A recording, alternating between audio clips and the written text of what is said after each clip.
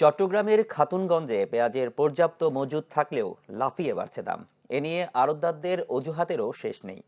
কোরবানির ঈদ সামনে রেখে অভিযানে গিয়ে এমন চিত্র পেয়েছে ভোক্তা সংরক্ষণ অধিদপ্তর। সংস্থাটির উপপরিচালক মোহাম্মদ ফয়েজুল্লাহর নেতৃত্বে সকালে এই অভিযান চালানো হয়। এতে দেখা যায় আড়তে পেঁয়াজের পর্যাপ্ত মজুদ আছে। এরপরও সপ্তাহের ব্যবধানে কেজি প্রতি দাম বেড়েছে 7 থেকে 8 টাকা। এর কারণ হিসাবে আড়তদারদের দাবি, মাঠ পর্যায়ে বেশি দামে পেঁয়াজ কিনতে হচ্ছে তাদের।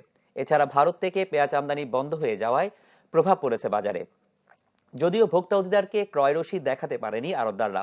এজন্য প্রাথমিকভাবে সতর্ক করলেও ভবিষ্যতে ক্রয় রসিদ প্রদর্শন করতে না পারলে আইনি ব্যবস্থা নেওয়ার হুঁশিয়ারি দেয় ভোক্তা অধিকার। এটা আমদানির উপরে নির্ভর করবে। আমদানি বেশি হলে দাম কমে যাবে, আমদানি কম হলে দাম বেড়ে যাবে। তুলনামূলক 5-7 টাকা বাড়লে পেঁয়াজ 40 টাকার ভিতরে এখনো 40 থেকে 45।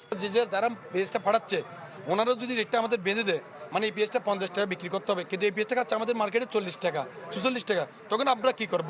এক সপ্তাহের ব্যবধানে বাজারে 7-8 টাকা পেঁয়াজ বেড়ে যাওয়া এটা অস্বাভাবিক। যদি আপনি ক্রয়ের ভাউচার, ক্রয়ের দলিলা দিয়ে আপনি এই মালামালের সাথে এখানে সরবরাহ করেন, নচেত কিন্তু আপনি দায়ী থাকবেন, আপনার এখানে যারা বিক্রেতা প্রতিষ্ঠান আছে তারা দায়ী থাকবে।